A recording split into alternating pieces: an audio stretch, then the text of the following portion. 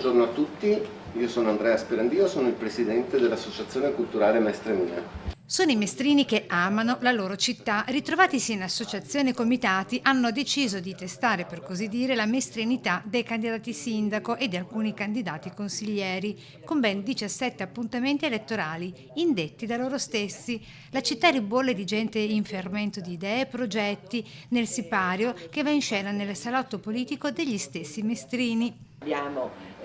sentito, ascoltato i cittadini e gli argomenti alla fine sono quelli che conoscono tutti, quindi si andrà dall'ambiente e al verde pubblico, alla sicurezza e al degrado,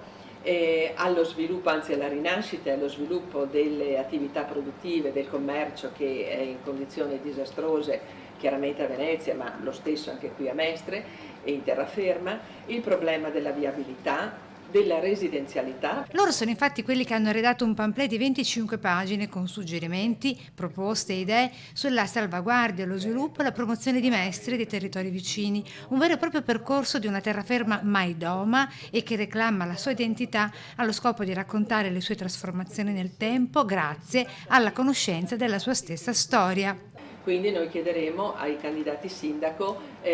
conto di quello che loro vorranno fare in queste direzioni, perché per Mestre deve salvarsi,